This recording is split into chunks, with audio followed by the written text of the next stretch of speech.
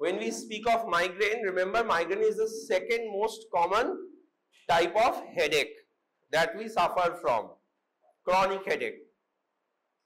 So headache is very common. তো এখানে যারা আছিস ক্রনিক হেডেকে কজন সাফার করিস, কদিন পরে পরেই মাথা ব্যথার প্রবলেম হয়, কেউ আছিস?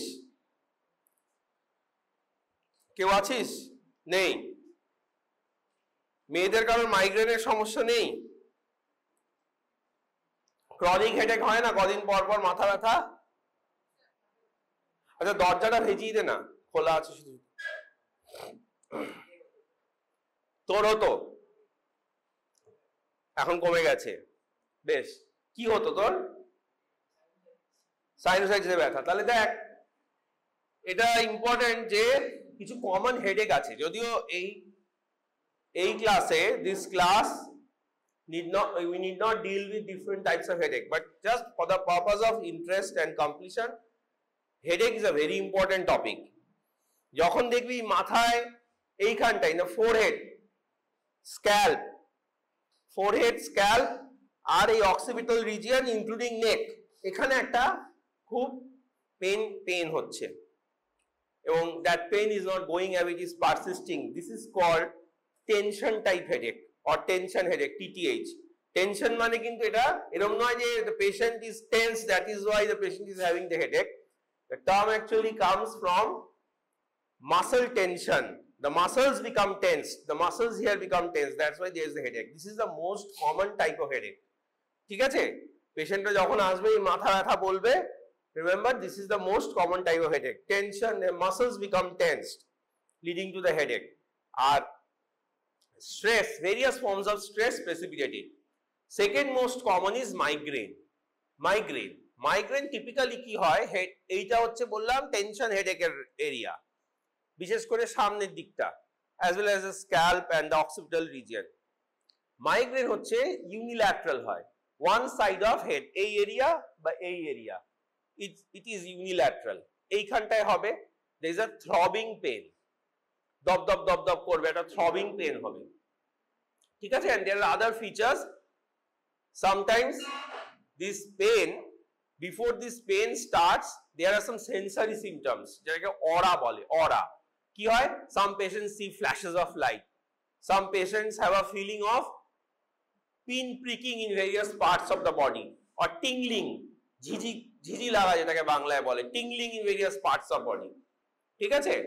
And that is followed by a unilateral throbbing headache, যে কোনো একটা দিকে ইউজুয়ালি হয়, bilateral হতে পারে but not so common, commonly unilateral হয়, ঠিক আছে? That is migraine. আর কমন কি হয় জানিস? একটা বল cluster headache, very severe form of headache, cluster headache. সেটা না চোখের চারিপাশে পেন হয়, the pain is mainly around the eyes and it is so painful that the patient cry. The headache is so painful that tears come down. So tears coming down the eye, that is also a feature of occipital, কি বললাম, cluster headache. That is an important feature of cluster headache. এত ব্যথা যে চোখ দিয়ে জল পড়ে, plus cluster হেডেকের একটা ফিচারই হচ্ছে যে চোখটা একটু ওয়াটারিং হয় চোখ থেকে। তো আর লাস্টে যেটা ও বললো সাইনোসাইটিস, ঠিক আছে? সাইনোসাইটিসের পেনটা না, তোরা অনেক সময় এইগুলো তোদের হয় বা পেশেন্টদের এগুলো হয়, যে টেনশন হেডেক, মাইগ্রেন বা ক্লাস্টার হেডেক, সেটাকে লোকে সাইনোসাইটিস ভাবে। মাথায় যে কোনো ব্যথায় সাইনোসাইটিস নয়, ইএনটির কাছে গেলে ইএনটি এক্সরে করে মাথায় সর্দি আছে বলে সাইনোসাইটিস বলে চালিয়ে দেবে, ঠিক আছে? But that is not true. X-ray করলে বা স্ক্যান করলে একটি জমা সর্দি, মিউকাস, একটু পলিপ আমাদের বেশিরভাগেরই আসবে। আমাদের যা ওয়েদার কন্ডিশন, যেরকম প্রচন্ড মানে অ্যালার্জিক সাবস্টেন্সেস আমাদের চারিপাশে সারাক্ষণ ঘুরে বেড়াচ্ছে, এত ডাস্টি ওয়েদার, ঠিক আছে? তো সেখানে সাইনোসাইটিসের সিমটম মানে ফাইন্ডিংস অনেক আসবে, বাট সাইনোসাইটিসের হেডেকটা বুঝতে হবে। It usually is associated with upper respiratory symptoms, block nose, running nose থেকে ব্লক নোজ, থিক ফ্লেম মানে সর্দি, thick phlegm occasionally coming from nose, যখন একটা আপার রেসপিরেটরি ট্র্যাক্ট ইনভলভমেন্ট আছে, তখনই সাইনোসাইটিসের কথা ভাববি, নইলে বুঝবি ভুলভাল হচ্ছে, সাইনোসাইটিস ভেবে ট্রিটমেন্ট এগোচ্ছে কিন্তু আদৌ সাইনোসাইটিস নয়।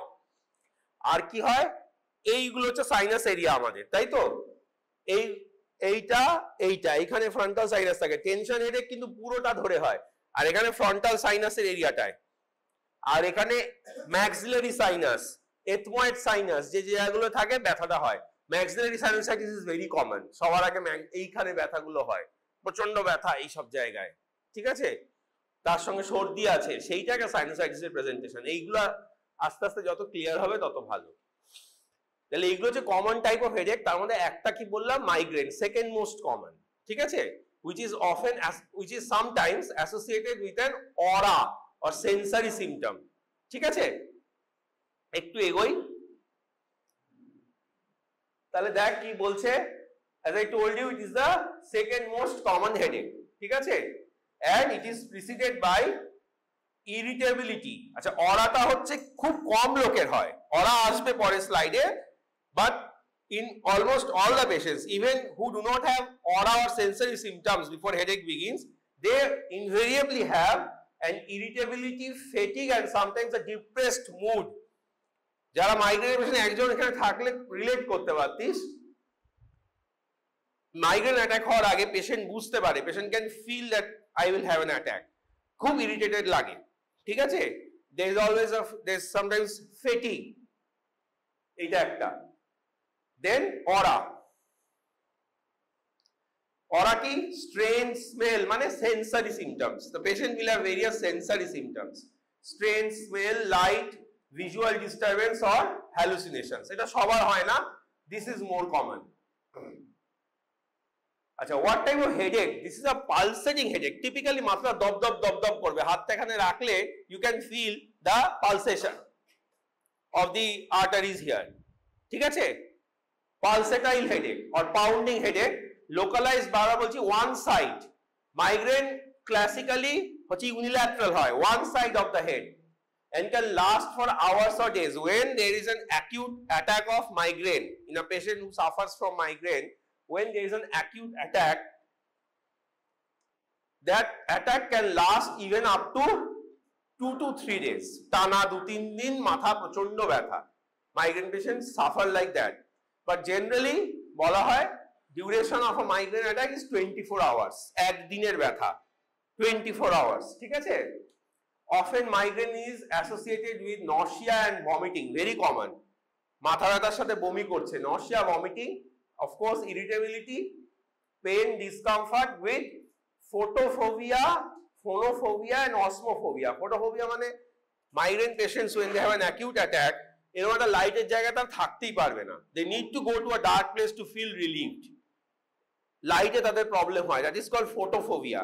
বা জোরে আওয়াজ যদি হয়, if someone starts some music or some people start shouting around that person, the person will not be able to tolerate that loud sound, that is called phonophobia। and even strong smell that person will not be able to tolerate, that is called osmophobia, ঠিক আছে? এটা rare childhood migraine হয় যেখানে nausea vomiting এর সাথে headache না হয়ে abdominal pain থাকে, that becomes very difficult to diagnose। একটা বাচ্চার বারবার পেট ব্যথা আর বমি হচ্ছে, সবাই এটাকে একটা জিআই কজ ভাববে, আর GI disorder, but migraine, abdominal migraine presents like this in children, this has to be kept in mind, ঠিক আছে? and migraine is a very exhausting pain, ঠিক আছে? often during and after an acute attack, a patient will feel sore and fatigue, মানে জীবনটা বেরিয়ে গেল গত 24 ঘন্টায়, a feeling like that। আবার unilateral headache, টাইম বলছে দেখ 72 hours ম্যাক্সিমাম, তার মানে মোটামুটি 3 দিন অবধি থাকতে পারে, but the average is 24 hours, একদিনের ব্যথা। again sensitivity to light, sound and smell, repeating the same thing। pulsating headache, পালসটা জাস্ট ছবির জন্য দেওয়া হয়েছে for the purpose of understanding। pulsating headache মানে when you place your hand you can feel it's pulsing like this, you can feel the pulse of the artery there। nausea, vomiting, and often if the patient keeps on moving and doing the normal activities, this headache increases। তাহলে symptoms are worsened by physical activity.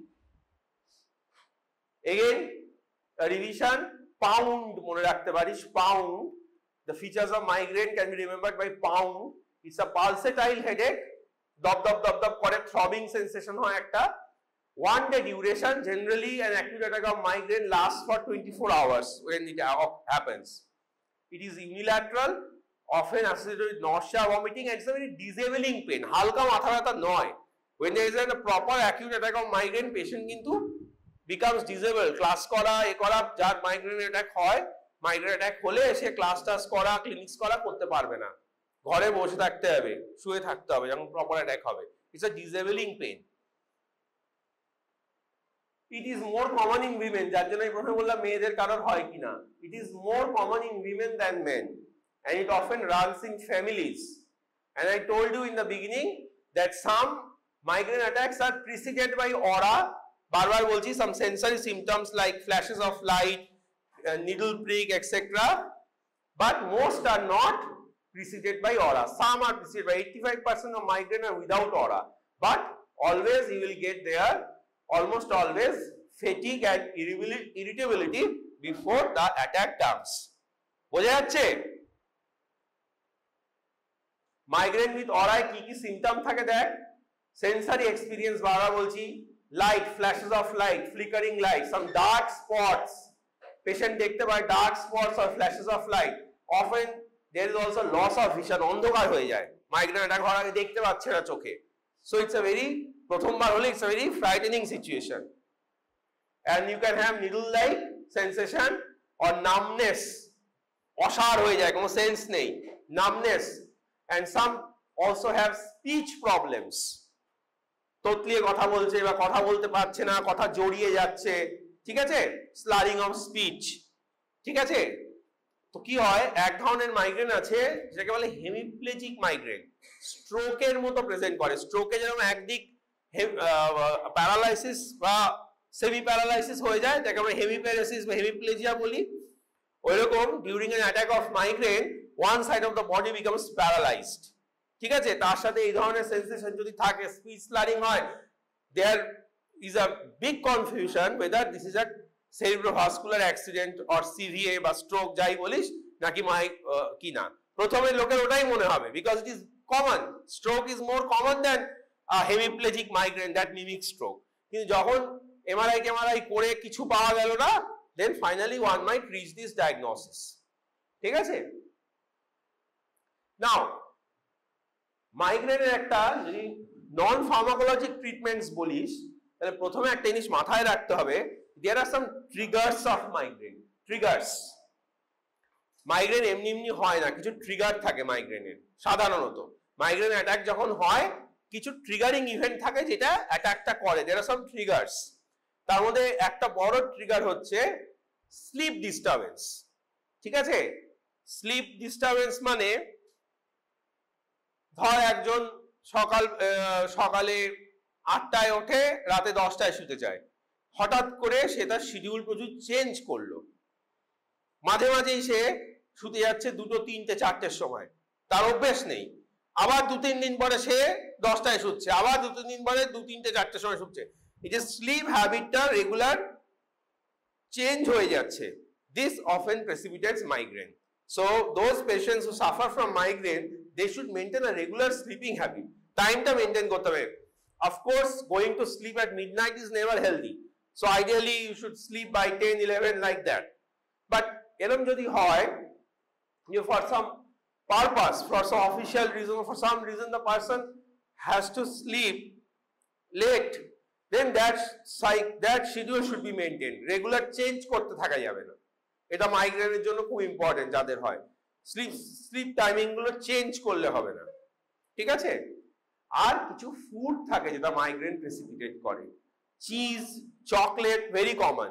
Cheese, chocolate, তারপরে monosodium glutamate, salt দেওয়া যে কোনো জিনিস, এগুলো মানে salty খাবার বেশিরভাগ, এগুলো মাইগ্রেন প্রেসিপিটেট করে। আরেকটা করে যেটা স্লাইডে নেই, সেটা Sunlight. those who suffer from migraine, if they go to sun often particularly during summer months, strong sun, then migraine gets precipitated. ঠিক আছে? তো ভালো থাকতে গেলে মাইগ্রেন পেশেন্টদের এই ট্রিগার গুলো অ্যাভয়েড করতে হবে, তাকে খেয়াল রাখতে হবে যে এই ট্রিগার গুলো তার ক্ষেত্রে দাঁড়ায় কিনা। অনেকের ক্ষেত্রে অনেক অন্য অন্য ট্রিগারও থাকে, অনেকে অ্যাংজাইটি বেশি হলে, অ্যাংশাস হয়ে গেলে দ্যাট বিকামস আ ট্রিগার। ঠিক আছে? অনেকে winter months become a trigger, temperature যখন ফল করে। ঠিক আছে? তো সেই ট্রিগার গুলো যতটা সম্ভব অ্যাভয়েড করতে হবে। আর regular sleeping habit, and when there is an attack of migraine the person has to go to a dark room. তো এইগুলো হচ্ছে নন ফার্মাকোলজিক ডার্ক রুম। ডার্ক রুমে গিয়ে চুপচাপ শুয়ে থাকা is a treatment for migraine itself, কোনো ওষুধ না খেলেও। ঠিক আছে? তোর কি ব্যথা হতো? এরকমই ব্যথা হতো? সর্দি কাশির সঙ্গে হতো? আচ্ছা, তাহলে তো সাইনোসাইটিসই ছিল। আচ্ছা আচ্ছা, now to understand now the most important part, এটা তো একটা প্রিলিমিনারি একটা 15 মিনিটের আলোচনা হলো মোটামুটি মাইগ্রেনটা কি। But now if you have to understand the part that is important for examination is the drugs that are used in migraine. ঠিক আছে? তার জন্য you have to understand the pathophysiology of migraine, how it is occurring. That serotonin is an important neurotransmitter and this serotonin has an important role in migraine. But exactly serotonin level কি হচ্ছে মাইগ্রেনে সেটা বুঝতে গেলে তোরা confuse হয়ে যাবি। You have to remember that during migraine serotonin levels fluctuate and the drugs that treat migraine deal with this fluctuating serotonin level. Serotonin level fluctuate করে। Likewise কি হয়, মাইগ্রেন অ্যাটাক হওয়ার আগে যখন মাইগ্রেন অ্যাটাক হচ্ছে না, intermediate phase between two attack, serotonin is low. Normal পার্সনের তুলনায় মাইগ্রেন পেশেন্টের সেরোটোনিন ইজ লো। যখন অ্যাটাকটা হয় দেখা যায় সেরোটোনিন লেভেল বেড়ে যায় অ্যাটাকের সময়। তো তোরা সেরোটোনিন লেভেল নিয়ে অত ভাববি না, তোরা যেটা আমি বলছি এটা মনে রাখবি যে প্যাথোফিজিওলজি অফ মাইগ্রেনে কি হচ্ছে। There is low serotonin level at the beginning, low serotonin. This low serotonin leads to activation of this cranial nerve 5, that is trigeminal nerve. Cranial nerve 5 or trigeminal nerve. Activation of cranial nerve 5 or trigeminal nerve leads to release of these neurotransmitter like substances from the nerve endings. Ki VIP, vasointestinal polypeptide, VIP, substance P, sub P is substance P, and CGRP, calcitonin related protein, gene related protein, CGRP, calcitonin gene related protein. These three substances are released from cranial nerve 5. এইখানে release হয়। ঠিক আছে? What this substance এইখানে release হয়, what these substances do, you know, pain is a feature of which event in our body? বলতো, প্যাথোতে পড়েছিস তো? কোন ইভেন্টের একটা প্যাথোলজিক, কোন ইভেন্টের প্যাথোগনোমনিক ফিচার হচ্ছে পেন? বল। ইনফ্লামেশন। ইনফ্লামেশনে পেন একটা important feature apart from redness and other features. So these substances after they are released, VIP, substance P and CGRP, they cause inflammation, I for inflammation of MBV মানে meningeal blood vessels. আমাদের ব্রেনের তিনটে covering আছে, তো এখানে তিনটে covering আছে ব্রেনের, কি বলে তাদেরকে? মেনিনজেস। কটা মেনিনজেসের লেয়ার গুলোর নাম কি রে? From inside outwards, inside outwards, brain to skull. প্রথমে কি? পায়া ম্যাটার, তারপরে অ্যারাকনয়েড, তারপরে dura. Pad, inside outwards pad বলা হয়। Pia matter, arachnoid matter, dura matter. তো এই যে meninges, these meninges have blood vessels called meningeal blood vessels. বিশেষ করে ডিউরা ম্যাটারে যে মেনিনজিয়াল ব্লাড ভেসেলস গুলো থাকে আউটার লেয়ার ডিউরা ম্যাটারে, ওই মেনিনজিয়াল ব্লাড ভেসেলস গুলোকে ইনফ্লেম করে দেয়, যে cause this substances cause inflammation in the meningeal blood vessels, particularly meningeal blood vessels in the dura mater. তাহলে এইখানে কিছু ব্লাড ভেসেলে ইনফ্লামেশন করে দিল এইখানে, ঠিক আছে? এই ইনফ্লামেশন হওয়ার জন্য কি হয়? there is vasodilation.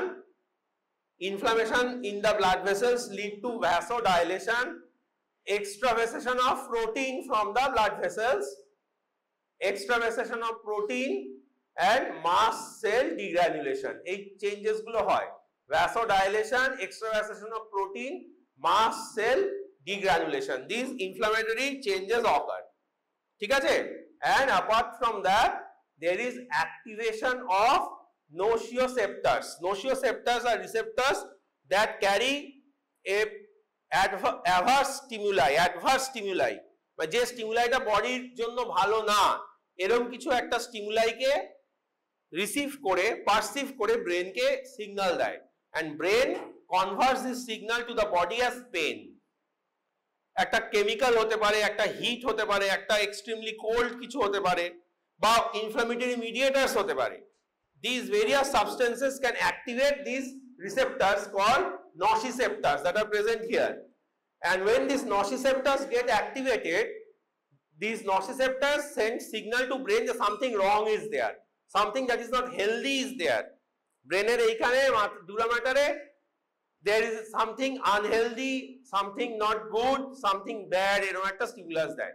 কিসের জন্য? because of this inflammatory changes, particularly is mast cell degranulation, plasma protein extravasation, vasodilation. এইগুলোর জন্য nociceptors গুলো activated হয়ে যায়, and they tell brain that something wrong is here, something wrong is happening here, and brain tells this to the body in form of pain, ঠিক আছে? and that leads to the migraine headache. এইভাবে জিনিসটা হয়. This is the pathophysiology of migraine headache, ঠিক আছে?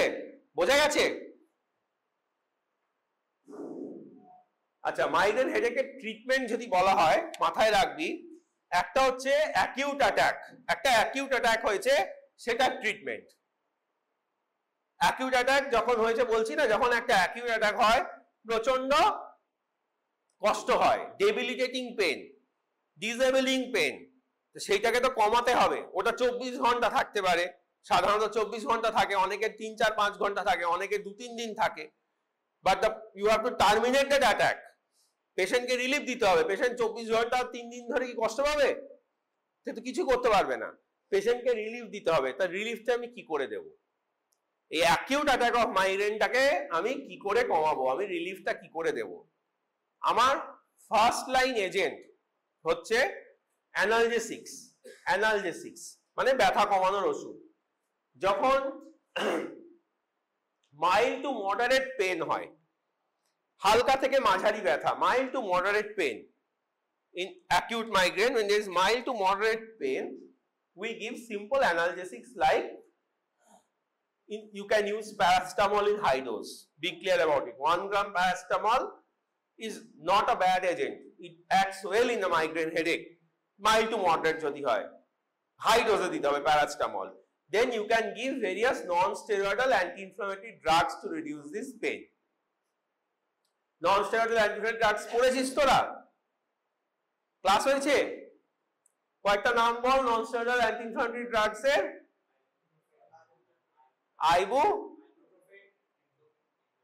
ibuprofen আর indomethacin আর diclofenac. তাহলে ঠিকই বলছে, ibuprofen, indomethacin, diclofenac এগুলো দেওয়া যেতে পারে, ঠিক আছে? মাইল্ড টু মডারেট পেনে এগুলো দেওয়া যেতে পারে. But if it is severe pain, a severe acute attack, this is severe pain, তখন these agents will not be enough. আছে এখানে আরেকটা এজেন্ট আছে butorphanol. It's an opioid. opioid যেটা বলি morphinalis congeners, ঠিক আছে? এরাও তো খুব very good analgesics. They can also be used. butorphanol use করা যেতে পারে, tramadol ইউজ করা যেতে পারে, ঠিক আছে? They can also be used. So এটা গেল হচ্ছে মাইল্ড টু মডারেট সিমটমস। এইবার যদি সিভিয়ার পেন হয় তখন হচ্ছে স্পেশাল কিছু ওষুধ, you need to use some special drugs for migraine if there is severe pain. ঠিক আছে, এখানে স্টপ করছি, ব্রেক নে। আচ্ছা তোরা ওইটা কি তোদের অসুবিধা হয় দিলে? গরম লাগে? পর্দাটা সরিয়ে দে না, অন্ধকার হয়ে আছে খুব ক্লাসটা। ও বাইরের দিকে না তাকাস ওই জন্য দিয়েছিলি ফোকাস করার জন্য? না ওইভাবে হবে না, তোকে তোকে টানবে অন্যদিক, বুঝেছিস? তাও তোকে ফোকাসটা ঠিক রাখতে হবে, ওরকম ঢেকে রাখলে নিজেকে হবে না। You have to expose yourself and yet be focused. অনেকটা হয়ে গেছে তো এখন তো। হ্যাঁ কি বলছিস? ক্যারাম? ক্যারামে ফোকাস করছে? ক্যারাম চ্যাম্পিয়ন, ওই জন্য ওর ক্লাসে মন বসে না।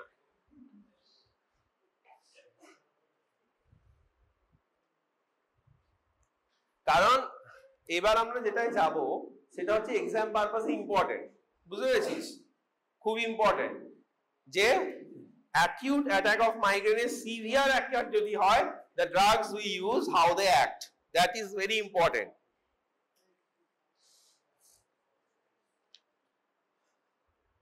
এখন অবধি বুঝেছিস কি পড়ানো হয়েছে? ওর নাম কি শাহনওয়াজ না? শাহনওয়াজ, শাহনওয়াজ তো তোর নাম? হ্যাঁ, বুঝেছিস যা পড়ানো হয়েছে? ও পারবে, ওকে জিজ্ঞেস করে লাভ নেই, ও অ্যালার্ট আছে। তুই বল পল্লব, ওর নাম কি জানো? পল্লব তো? পলাশ? তন্ময়? হ্যাঁ Tanmay, sorry sorry sorry, Tanmay বল। বুঝেছিস মাইগ্রেন? একদম ক্লিয়ার তো? আচ্ছা, হ্যাঁ জিজ্ঞেস করবো না, শুনেছিস যখন আর জিজ্ঞেস করে কি হবে। সিনজন না তোর নাম? সিনজয়? হ্যাঁ সৃঞ্জয়, সৃঞ্জয় বল। সৃঞ্জয় বুঝেছিস? সৃঞ্জয় চশমা পরিস নি কেন? তোর কি চোখে পাওয়ার আছে না নেই? হ্যাঁ তাহলে তুই চশমা ছাড়া কি করে ক্লাস করিস? কি বলছে? ও ব্রেকের সময় খুলে একটু রেস্ট নিস? আচ্ছা আচ্ছা, চোখে চাপ পড়ে চশমা পড়লে। আর ও ফার্স্ট বেঞ্চে বসে ঘুমায় কেন সবসময়? ওকে দেখলে আমারও ঘুম পায়। আজ ঘুমাসনি? তোকে দেখলে তো আমার ঘুম পেয়ে যায়। ও একদিনই ওর চোখ বন্ধ হয়েছে বলছে। তোর নামটা কি জানো? স্বপ্ন? হ্যাঁ স্বপ্ন নীল, নামটা দেখেছিস কেরম মিলে গেছে?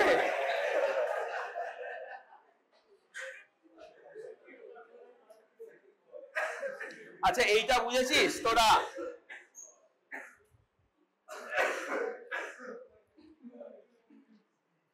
এই জিনিসটা বুঝেছিস তো? এটা মনে রাখবি, এটা কিন্তু পরীক্ষায় লাগে এই ব্যাপারটা। Cranial nerve activation in migraine, release of these substances from the neurons in this area, VIP, substance P and CGRP. Full form is calcitonin gene related peptide. এইগুলো গিয়ে ইনফ্লামেশন করে। কোথায় করে ইনফ্লামেশন? তন্ময় কোথায় করে?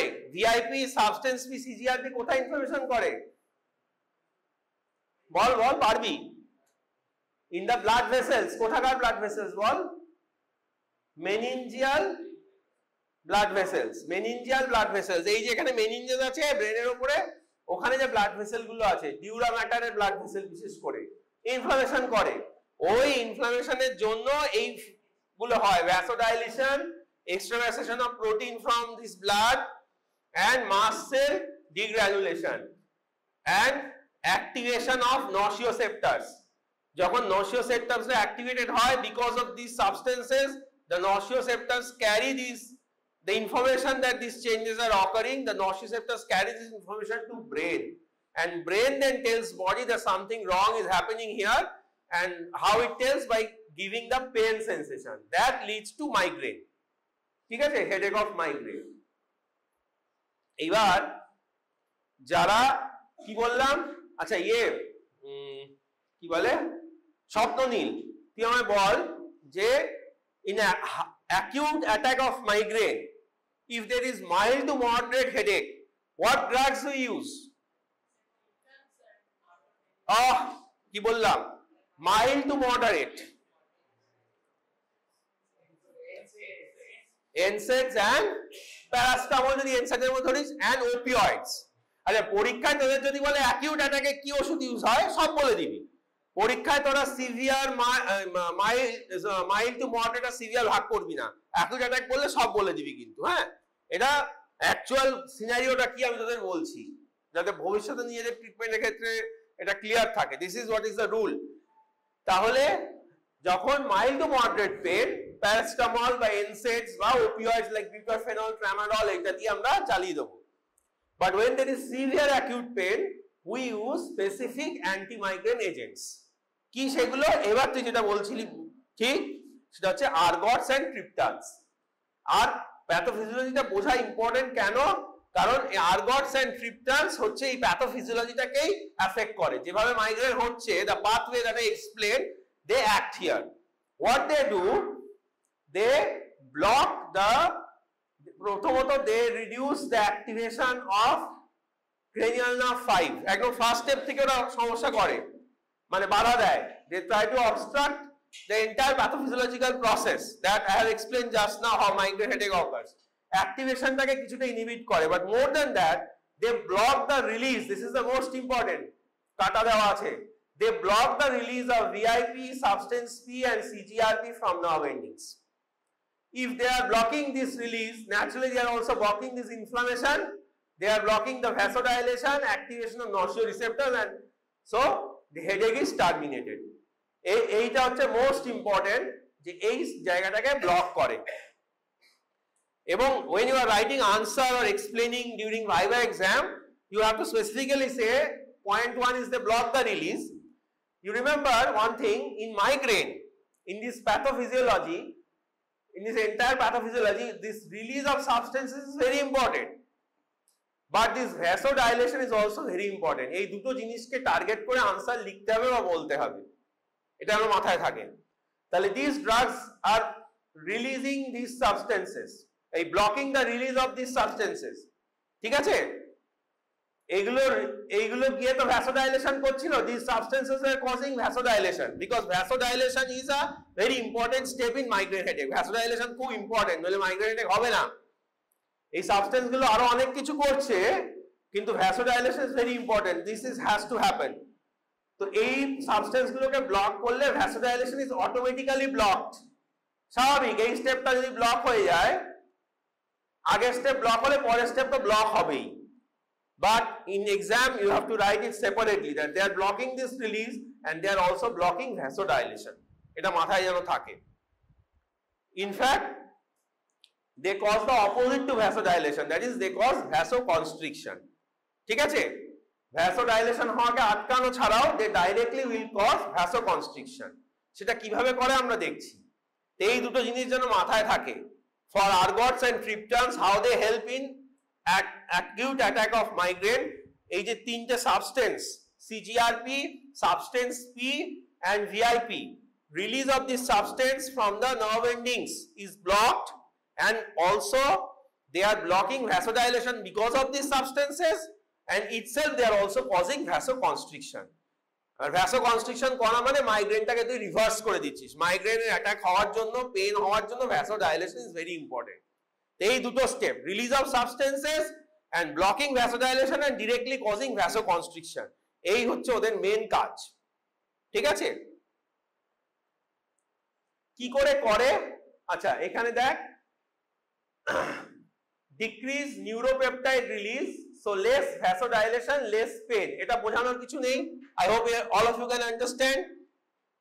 The argots and triptans, they decrease neuropeptide release, এগুলো neuropeptides are VIP, substance P and CGRP, they decrease neuropeptide release, so less vasodilation and less pain। Vasodilation is essential for migraine headache, বারবার বলছি। But apart from that, they also cause direct vasoconstriction of the cerebral vessels. Direct vasoconstriction. কি করে করে? একটা হচ্ছে alpha 1 receptor. এটা আগে বোঝ যে cerebral vessels এ alpha 1 receptor থাকে, sympathetic receptor. When they go and bind with alpha 1 receptor, they cause direct vasoconstriction. ঠিক আছে? Sympathetic receptors cause vasoconstriction, সবাই জানিস আশা করি। তো alpha 1 receptor এ bind করে vasoconstriction করে। এইবার আয়, এই যে রিলিজ গুলো ব্লক করছে, এটা কিভাবে করছে? How do they block the release of these substances? They do this by binding to some presynaptic receptors. দেখ, এটা তো synapse. Beyond this neuron is the synapse here, and in this presynaptic neuron there are two receptors, as you can see here. 5-HT1B. 5-HT মানে হচ্ছে serotonin. So these are all serotonin receptors. 5-HT1B and 5-HT1D. এই 5-HT1B and 5-HT1D receptor গিয়ে bind করে ergots and triptans. They bind with these presynaptic receptors, and when they bind with these receptors and activate these receptors, that result in reduced release of these substances. ঠিক আছে? Reduced release of these substances. And also that a cerebral vessels A you can see 5-HT1B receptor. তাই তো? এখানে blood vessel আঁকা আছে। alpha 1 receptor এ গিয়ে bind করে constriction করলো। এটা mainly ergot করে, but both ergot and triptans, they also bind to 5-HT1B receptor in the blood vessels. 5-HT1B K stimulate করে they directly cause vasoconstriction. ঠিক আছে? এই রিসেপ্টর গুলো তোদের মনে রাখতে হবে। মাইগ্রেনের ওষুধ কিভাবে কাজ করছে জানতে লিখতে গেলে, বলতে গেলে এগুলো কিন্তু এই কোয়েশ্চেন কিন্তু আসে। Why ergots and triptans are used in migraine headache? সেখানে তোকে এটা এক্সপ্লেন করতে হবে, বা explain how they act in migraine headache. আমি আবার রিপিট করছি, both ergot and triptans bind to 5-HT1B and 5-HT1D receptor in the presynaptic neuron. As they bind, they activate the presynaptic neuron and they decrease the release of these neuropeptides VIP, substance P, CGRP. Decreased release means decreased vasodilation and other inflammatory changes. Automatic, there is pain relief. Decreased release means decreased vasodilation and other inflammatory changes, and there is pain relief. এটা গেল first step. Second step, both ergot and triptans bind to 5-HT1B receptor in the blood vessels and cause directly vasoconstriction. If you cause vasoconstriction, it acts opposite to what happens in migraine. Migraine A vasodilation হয়। So if you directly cause vasoconstriction, এই substance গুলো আটকাও বা না আটকাও, if you directly cause vasoconstriction, migraine headache will reduce. কারণ you are opposing or reversing the pathological system or changes that were taking place. Directly vasoconstriction by binding to 5-HT1B receptors on blood vessels. এখানে কিন্তু 1D নেই, শুধু 1B. And ergot and triptans এর মধ্যে mainly ergot also bind to alpha 1 receptor present in these blood vessels and they cause further vasoconstriction. এই হচ্ছে mechanism of how ergot and triptans act in migraine. মাথায় থাকবে? This is important. How ergot and triptans work in migraine. ঠিক আছে?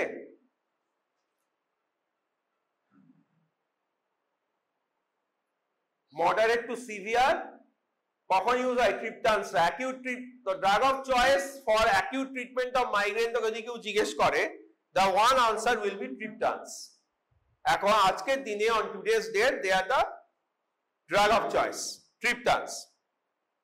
কখন use হয়? when mild symptoms do not respond to analgesics like NSAIDs or opioids or paracetamol, বা moderate when there is no response and if it is severe, তখন আমরা দিই। ট্রিপটানের example নাম মনে রাখতে হবে, সুমাট্রিপটান সবচেয়ে আগে এসেছিল, এখন এটাই সবচেয়ে কমনলি ইউজ হয় আমাদের এখানে অন্তত, sumatriptan. Then zolmitriptan, naratriptan and rizatriptan. All of them can be given orally, all of them. Sumatriptan tablet তো মোটামুটি সব জায়গায় পাওয়া যায় এখন, সুমিট্রেক্স একটা ব্র্যান্ড নেম হিসেবে চলে, sumatriptan, all of them can be given orally. But when there is nausea and vomiting, significant nausea, vomiting, এই বমি করছে, then oral route is not applicable. তখন we have to give by subcutaneous injection. Violet tick মারা আছে এখানে, violet অ্যারোটা দেখ, subcutaneous injection একমাত্র দেওয়া হয় শুধু যার উপর অ্যারোটা আছে, সুমাট্রিপটান। ওরাল যেটা বললাম সুমাট্রিপটান, ওকে সাবকিউটেনিয়াস ইনজেকশনও দেওয়া যায় যখন বমি হয়ে যাচ্ছে, ওরাল রাখতে পারবে না। Apart from that nasal spray, nasal spray is also available. কাদের জন্য? সবুজটা, সবুজ যেখানে আছে দুজনই, zolmitriptan and sumatriptan both are used by nasal spray root.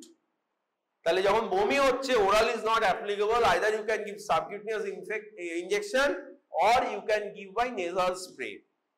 Zolmitriptan nasal spray is quite widely available, sumatriptan is also available. Nasal spray কিন্তু use হয়। হয়ে গেল? বল তোর নাম কি জানো? তারিক। তারিক, এক্সপ্লেন কর how ergots and triptans are used, ergots and triptans work in migraine. Explain কর। আমাদের সমস্ত কলকাতা থেকে ট্রেন তো আলটিমেটলি ওখানেই যায়। আচ্ছা, তা কোথায় কোথায় বেড়াতে গেছিস? তোর ওখান থেকে তো সব জায়গায় বেড়াতে যাওয়া হয় নর্থ বেঙ্গলে, তুই সব গেছিস? সমস্ত ঘোরা, সবচেয়ে সুন্দর কোথায় লেগেছে তোর? তোর সব থেকে ভালো, তোকে যদি কেউ বলে একটা জায়গা ইয়ে করতে, অ্যাডভাইস করতে, তুই কোন জায়গাটা বলবি? হ্যাঁ, এটা এক্স্যাক্টলি কোথায়, কোন ডিস্ট্রিক্টে এটা? দার্জিলিং ডিস্ট্রিক্টে পড়ে? আচ্ছা, আর সিকিম কেমন লাগে তো? সিকিম এসে গেছে? হ্যাঁ, সিকিম বেটার না North Bengal better? Sikkim better না North Bengal better? North Bengal.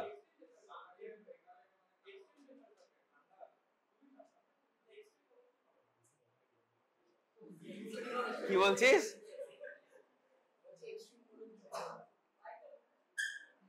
না না, তোর এক্সট্রিম কিছু ভালো লাগে না? মাইকে বল না, তাহলে আমি শুনতে পাবো। না, আমি একটা কম্পারিজন চাইছিলাম যে তোর নর্থ বেঙ্গল জায়গাগুলো বেটার না সিকিমে? ঘোরার জন্য সিকিম, থাকার জন্য নর্থ বেঙ্গল। এই থাকা ঘোরা ব্যাপারটা কি হলো? মানে গিয়ে তো লোকে থাকে, আসলে তুই কি একদম ডে ট্রিপ মারিস, যাস আবার চলে আসিস দিনের দিন? সিকিমে থাকার অসুবিধা কি আছে? সেটা তুই নর্থ সিকিম বলছিস, কিন্তু ওয়েস্ট সাউথ সিকিম? হ্যাঁ, কি বলছিস? আচ্ছা ঠিক আছে, তুই পড়তিস কোথায়? ওখানে স্কুল তোর না এতে জলপাইগুড়িতে?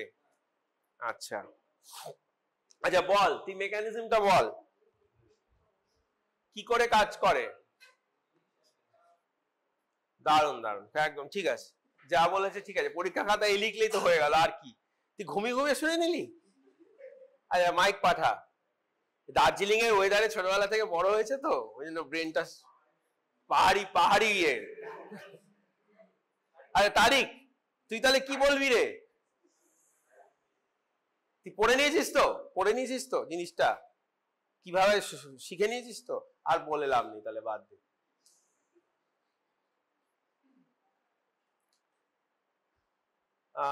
দে এই ইয়ে বল না একটা, তুই আমাকে একটা কাজ কর, তোকে একদম ছেড়ে দিলে ঠিক হবে না, তোর প্রতি অন্যায় হবে।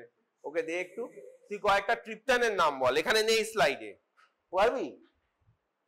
টু মাচ হয়ে যাচ্ছে, ওষুধের নাম জিজ্ঞেস করা ক্লাসে পড়িয়ে অসম্ভব ব্যাপার।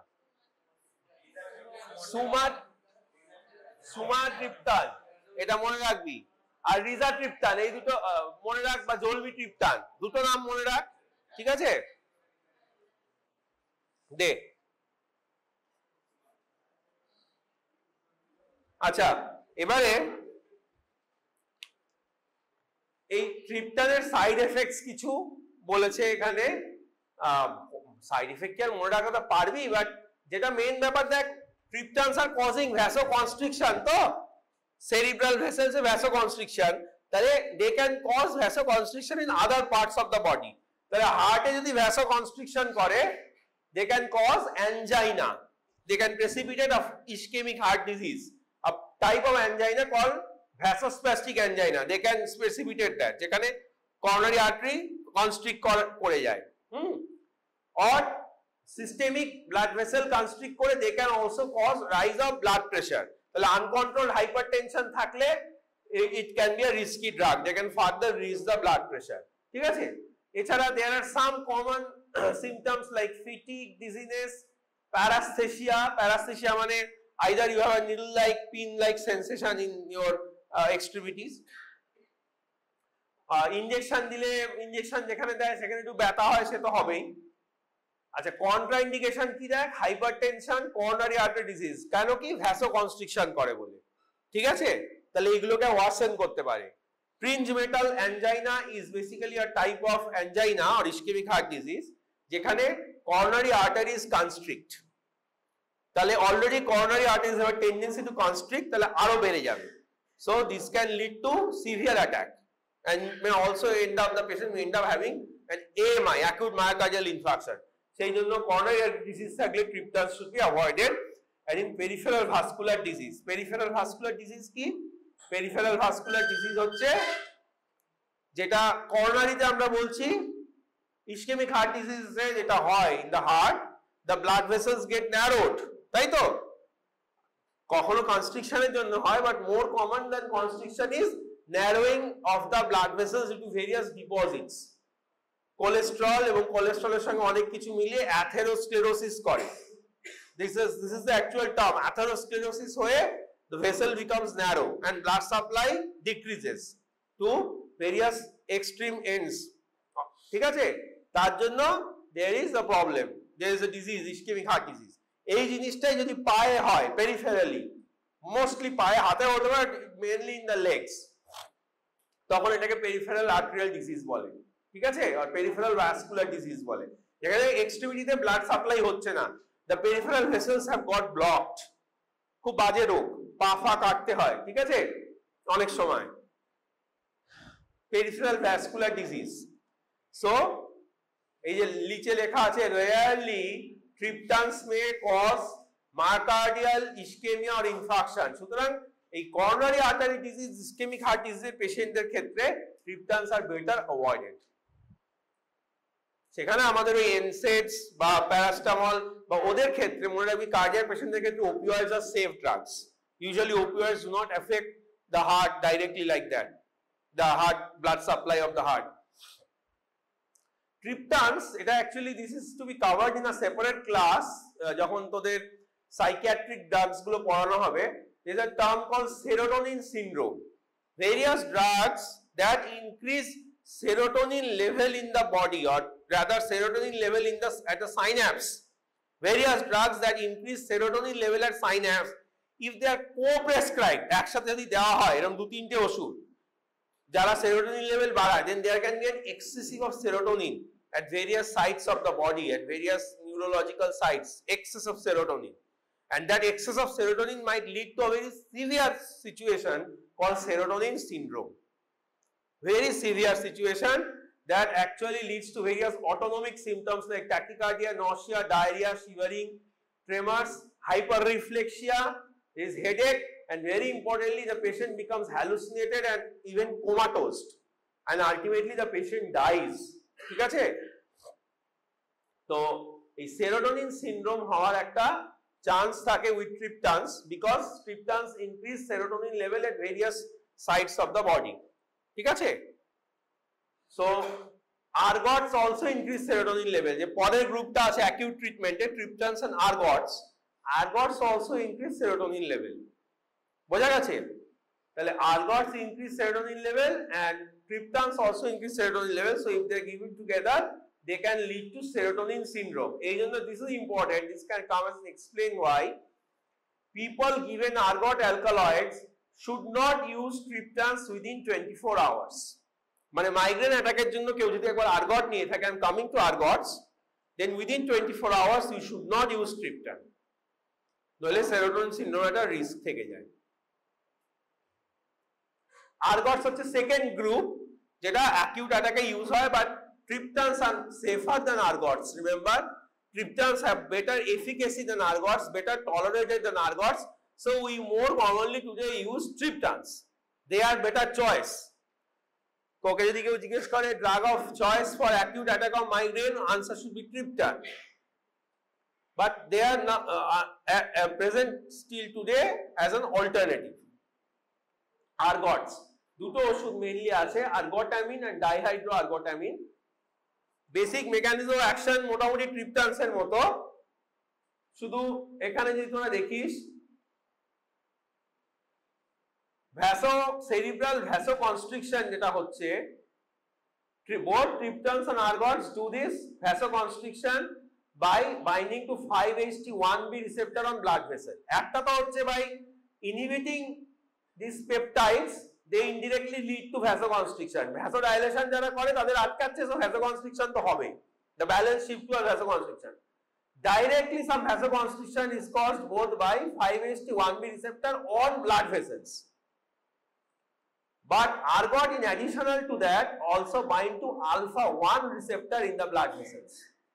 Alpha-1 receptor এর সঙ্গে bind করে, so they argots compared to triptans can cause more profound vasoconstriction, কারণ alpha-1 এর থ্রু দিয়েও কাজ করছে, যেটা triptans এর ক্ষেত্রে নয়। এটা যেরকম একটা অ্যাডভান্টেজ, একটা বড় ডিসঅ্যাডভান্টেজ হচ্ছে argots are not specific to 5-HT1B1D. Triptans are very specific to 5-HT1B1D. কিন্তু আর্গটরা 5-HT1B receptor and 5-HT1D receptor বাদ দিয়েও there are many other serotonin receptors. Argots can bind to all those varieties of serotonin receptors. They are agonists to 5-HT serotonin receptors, not specific. Unlike triptans, which are specific for 5-HT1B1D, argots are not specific. They also bind to other 5-HT receptors. তাতে মাইগ্রেনের complication একটু বেড়ে যায়। While they do act as a very good drug to reduce migraine attack, but because they also bind to other serotonin receptors, unlike triptan which binds only to 1B1D, they can bind to other serotonin receptors leading to some problems. কিরকম problem না 5-HT3 receptors, 5-HT3 সেটার সঙ্গে bind করতে পারে আর্গটরা, and when they bind to 5-HT3 receptor in the brain mainly, they cause nausea and vomiting. Migraine, nausea, vomiting একটা problem, it's one of the associated symptoms of migraine, nausea, vomiting. আগে যত slide দেখেছি বমি করছে সব জায়গায় আছে। আর্গট itself migraine headache কমালে কি হবে, nausea, vomiting বাড়িয়ে দেয়। সেই জন্য if you are using argots, you know, when you are treating a migraine patient, if there is significant nausea, vomiting, sometimes while treating the headache you also have to give anti-emetic drugs. Sometimes if you are giving triptan and there is lot of nausea, vomiting, triptan দেওয়ার পর যদি সেটা subside করে যায়, well and good, otherwise you might have to give other anti-emetic agents like metoclopramide or diphenhydramine or prochlorperazine, diphenhydramine, like that. ঠিক আছে, এগুলো nausea, vomiting এর যে ক্লাসটা যদি হয়নি তো এখনো, drugs for nausea, vomiting হয়েছে, ওখানে পড়ানো হবে। তাহলে বেশি বমি হলে ট্রিপটান ছাড়া বা অন্য ব্যথার ওষুধ ছাড়াও বমির ওষুধ দিতে হয়, কিন্তু আর্গট যদি ইউজ করো বমির ওষুধ দিতেই হবে সাথে,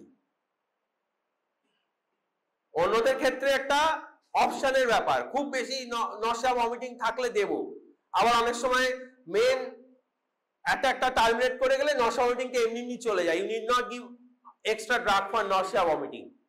কিন্তু এই আর্গট যেহেতু itself increase nausea vomiting, when you are using argot you have to give antiemetic। এই জন্য বাজারে একটা ট্যাবলেট এখনো চলে কম দামে, মাইগ্রেনের ভালো কাজ হয়, ভ্যাসোগ্রেন বলে, তার মধ্যে আর্গোটামিন আছে আর প্রোক্লোরপেরাজিন আছে যেটা অ্যান্টিএমেটিক এজেন্ট, বুঝলি, কম্বিনেশনে বিক্রি হয়। তার সাথে আরেকটা জিনিস থাকে ক্যাফিন। ক্যাফিন ক্যাফিন মানে কফির যে মেন জিনিসটা caffeine. Caffeine is very useful for reducing headache, ওটা একটা অ্যাডজুভেন্ট হিসেবে বা সাপ্লিমেন্টারি ড্রাগ হিসেবে দেওয়া থাকে, কম্পোনেন্ট হিসেবে। It helps in reducing headache. Caffeine caffeine থাকে, আর্গোটামিন থাকে, প্রোক্লোরপেরাজিন থাকে, ভ্যাসোগ্রেন নামে পাওয়া যায়। ঠিক আছে, কম ইউজ হয় এখন, তাও অ্যাভেলেবেল, লোকে কিনে কিনে খায়, কাজ করে ভালো।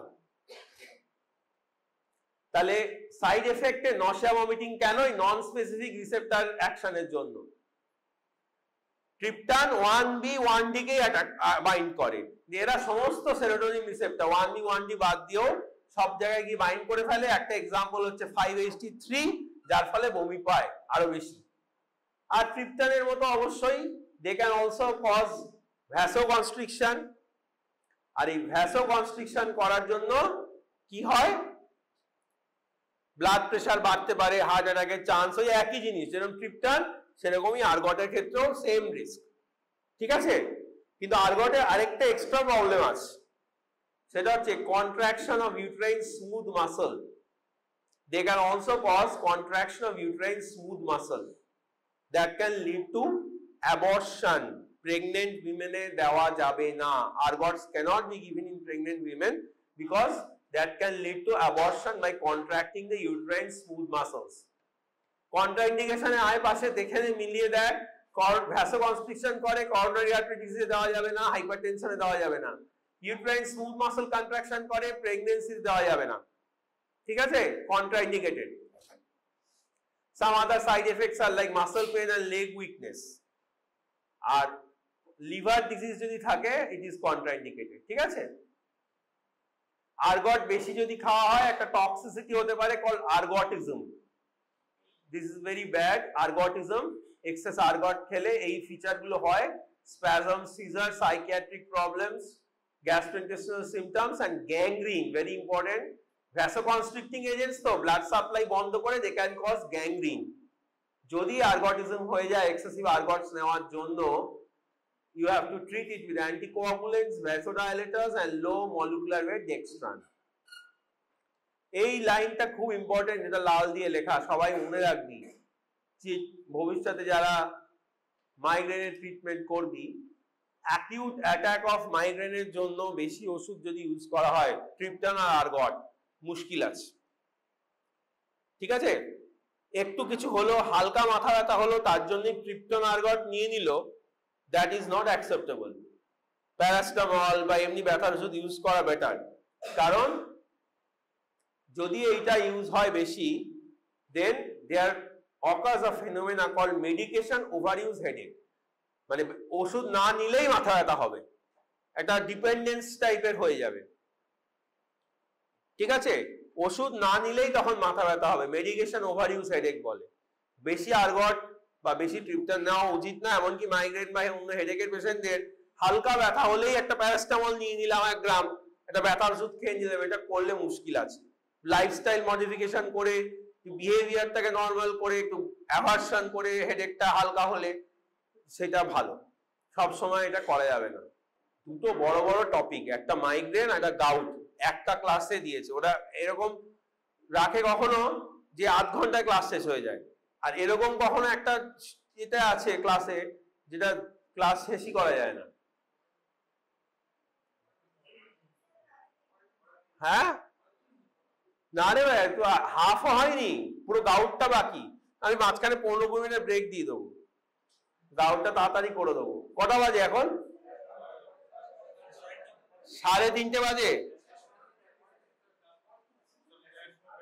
হ্যাঁ, ফ্ল্যাশ মবে প্র্যাকটিস আছে? গাউট পড়াতে তো হবে, ক্লাস তো নেই আর, একটাই ক্লাসে তো দিয়েছে। আচ্ছা এবার দেখ মাইগ্রেন যাদের খুব বেশি হয়, দেখছি গাউটটা খুব তাড়াতাড়ি করে দেখি কি করব। মাইগ্রেন যাদের খুব বেশি হয়, ঠিক আছে, তাদেরকে মাইগ্রেন প্রোফাইল্যাক্সিস দিতে হয়। মাইগ্রেন হেডেক থেকে প্রোটেকশন দেওয়ার জন্য throughout every day you have to give drugs to protect the patient from migraine headache. কাদের কাদের দেওয়া হয়, এটা রিসার্চ পেপার থেকে নেওয়া। It should be considered in patients with more than 3 monthly episodes, মাসে 3 বারের বেশি, or at least 8 headache days in 1 month, এক মাসে 8 দিন মাথা ব্যথা হচ্ছে, মানে একটাই এপিসোড হলো, হয়তো দুটো এপিসোড হলো, 8 দিন 8 দিন ধরে টোটাল মাথা ব্যথা হলো, তিনটে নয় দুটোতে 8 দিন হয়ে গেল ধর। Patients with severe debilitating headaches despite appropriate acute treatment, সমস্ত ট্রিটমেন্ট দেওয়ার পরও যখন অ্যাকিউট অ্যাটাক হচ্ছে, পেশেন্টের ব্যথা আর বিশেষ কমানো যাচ্ছে না, পেশেন্টের প্রচন্ড কষ্ট হচ্ছে। Those who are intolerant or have contraindications to acute therapy, peptic ulcer আছে, হার্টের করোনারি আর্টারি ডিজিজ আছে, ব্যথার ওষুধ কিছুই দেওয়া যাচ্ছে না, ওপিয়েড সে সহ্য করতে পারে না, একটু খেলেই অজ্ঞান মতো হয়ে যায়, সিডেটেড হয়ে যায়, মানে অ্যাকিউট ট্রিটমেন্ট করা যাচ্ছে না, যার prophylaxis should be considered for this patients. ঠিক আছে, মেডিকেশন ওভার ইউজ হেডেক হচ্ছে যাদের, বারবার ব্যথার ওষুধ খাচ্ছে, এরা ডিপেন্ডেন্স টাইপের হয়ে যাচ্ছে, না খেলেই মাথা ব্যথা করছে। আর কিছু সিভিয়ার ফর্ম অফ মাইগ্রেন হয়, যেটা বলছিলাম তোদের, স্ট্রোকের মতো হয়, একদিক প্যারালাইসিস হয়ে যায়, হেমিপ্লেজিক মাইগ্রেন।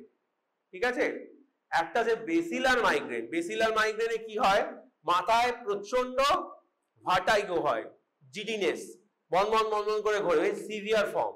এগুলো মাথা ব্যথার থেকেও বেশি সিভিয়ার, ঠেলে ফেলে দিল অ্যাক্সিডেন্ট হয়ে যাবে। তো এইরকম সিভিয়ার ফর্ম অফ মাইগ্রেন যদি হয়, তখন we have to consider কি বলে প্রোফাইল্যাক্সিস।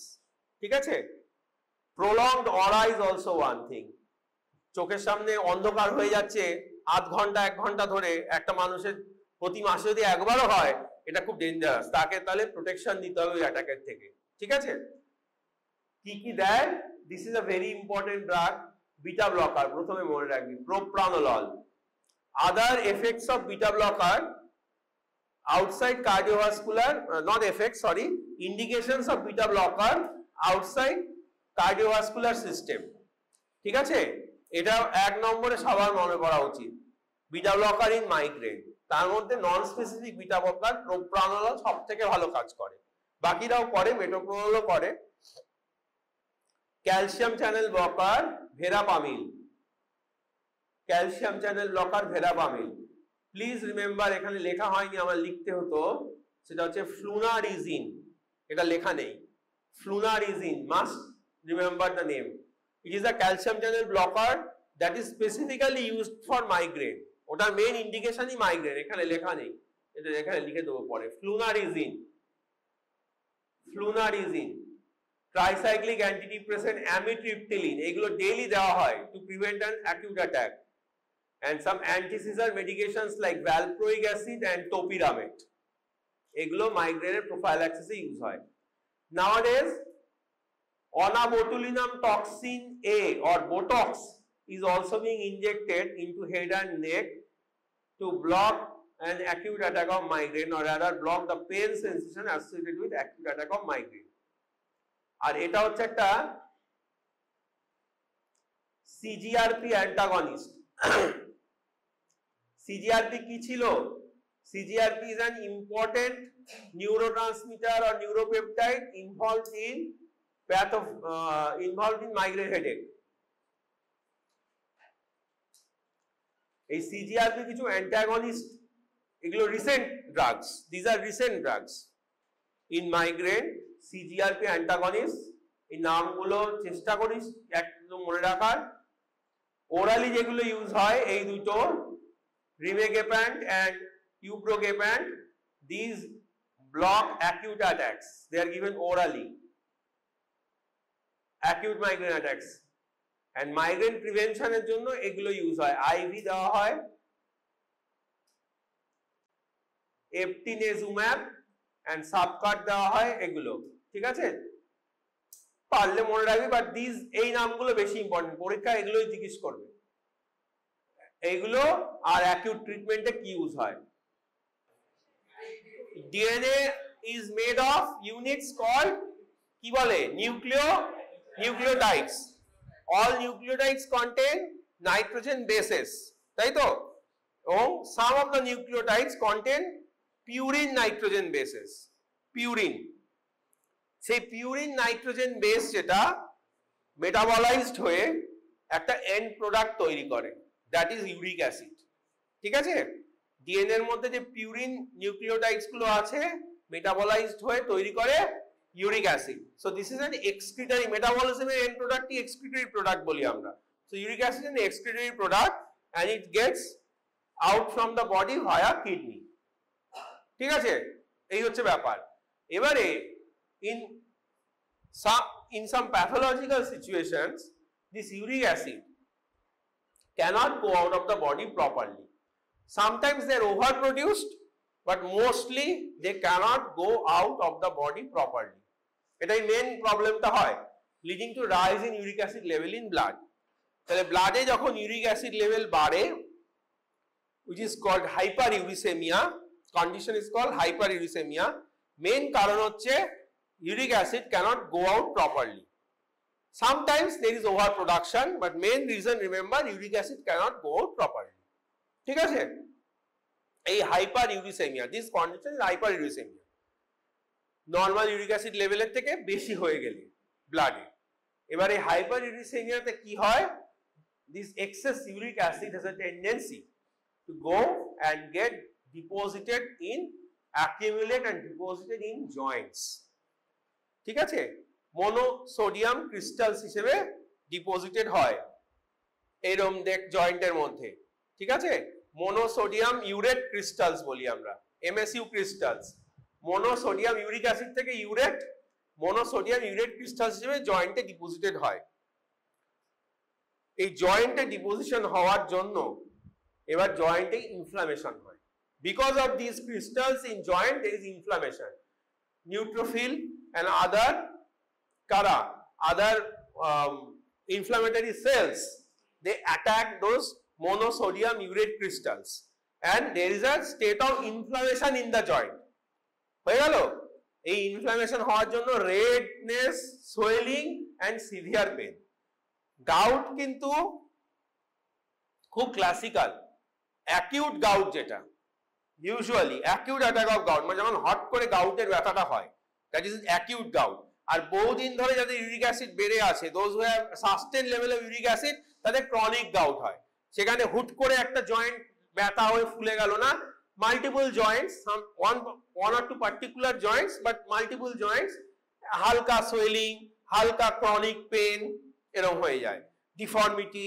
ঠিক আছে? সেটা যখন সাস্টেইনড হয়ে থাকছে ক্রনিক গাউট। কিন্তু acute gout is a very classical attack.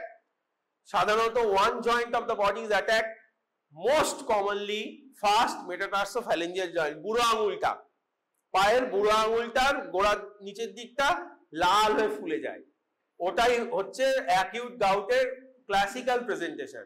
লাল হয়ে ফুলে আর ব্যথা হয়। ঠিক আছে? আর ব্লাড টেস্ট করলে দেখা যায় ইউরিক অ্যাসিডটা সাধারণত হাই থাকে। ঠিক আছে? গাউটের ডায়াগনোসিস করতে গেলে বলে সাইনোভিয়াল ফ্লুইড বায়োপসি টায়োপসি করার ব্যাপার আছে, সাইনোভিয়াল ফ্লুইড অ্যাসপিরেট করে টেস্ট করে, কারণ ইউরিক অ্যাসিড বেশি আর একটা জয়েন্টে ব্যথা ফলা মানেই গাউট নয়। ওইখান থেকে you have to take samples and confirm যেটা গাউট অ্যাটাক হয়েছে মোনোসোডিয়াম ইউরেট ক্রিস্টালস দেখে ওই ইনফ্লামেটরি জয়েন্টে। ঠিক আছে? সেটা তো করা হয় না। মোটামুটি ক্লাসিক্যাল জয়েন্ট যদি অ্যাটাক হয়, লাল হয়ে ফুলে যায়, তার সাথে ইউরিক অ্যাসিড বেশি থাকে, আমরা মোটামুটি বুঝে নিই যে patient is suffering from uricaemia, হাইপারইউরিসেমিয়া, আর ওই জয়েন্টটা ধরেছে গাউট। এবং মানে যাদের অ্যাকচুয়াল গাউট প্রচুর মিসডায়াগনোসিস হয়। ইউরিক অ্যাসিড মনে রাখবি একটু বেশি থাকলেই বহু ডাক্তার এই ইউরিক অ্যাসিড বেশি আছে, ব্যথা গাউটের ব্যথা হচ্ছে, আদৌ গাউটের ব্যথা না, রিউমাটয়েড আর্থারাইটিস থাকে, স্পন্ডাইলোআর্থ্রোপ্যাথি থাকে, নানা রকমের ইনফ্লামেটরি আর্থারাইটিস থাকে পেশেন্টের, কিন্তু একটু ইউরিক অ্যাসিড বেশি গাউট আছে। That is not the case. Gout কিন্তু ওরকম একটা ক্লাসিক্যাল প্রেজেন্টেশনই কিন্তু হয়, বিশেষ করে অ্যাকিউট পেন নিয়ে যখন পেশেন্ট আসে। পায়ের বুড়ো আঙুলটাই ম্যাক্সিমাম কনফার্ম গাউট আমি যা দেখেছি সব ওইটা, পায়ের বুড়ো আঙুলটাই লাল হয়ে ফুলে গেছে, গাউটের অ্যাকিউট গাউটের মেইন ব্যাপার হচ্ছে সিভিয়ার পেন হয়, সিভিয়ার, ঠিক আছে? তো তাহলে কি হচ্ছে, একটা অ্যাকিউট গাউট, এবার ইউরিক অ্যাসিড লেভেল যদি কমানো না হয়, ওই অ্যাকিউট গাউট অ্যাটাক তুই ট্রিট করিস আর না করিস, যেমন অ্যাকিউট মাইগ্রেনকে ট্রিট করতে হয়, similarly you have to treat an acute gout attack, and there are some medicines to reduce and terminate an acute gout attack, reduce pain, swelling, and finally terminate an acute gout attack. কিন্তু তুই যদি uric acid level treat না করিস, কি হবে, gradually it will result into a chronic condition, যেখানে জয়েন্টটা damaged হয়ে যাবে, আর জয়েন্টের মধ্যে টোফাই তৈরি হবে, ওই monosodium urate crystals and inflammatory reactions এর ফলে জয়েন্টের মধ্যে টোফাই তৈরি হবে, ঠিক আছে? আর জয়েন্টটা ডিস্ট্রয় হয়ে যাবে, আস্তে আস্তে ইরোশন হয়ে যাবে, ডিফর্মিটি হয়ে যাবে। সেই জন্য অ্যাকিউট গাউটকে ট্রিট করা একটা জিনিস, আর যে ইউরিক অ্যাসিডটা বেড়ে আছে পেশেন্টের, সেইটাকে কমাতে হবে। এই দুটো পার্ট গাউটের ট্রিটমেন্টের, একটা হচ্ছে অ্যাকিউট গাউটের অ্যাটাককে শেষ করো, আরেকটা হচ্ছে ইউরিক অ্যাসিড লেভেলটাকে কমাও, ঠিক আছে? এবার তোদের ক্লাসে হয়েছে, তোরা বল অ্যাকিউট গাউট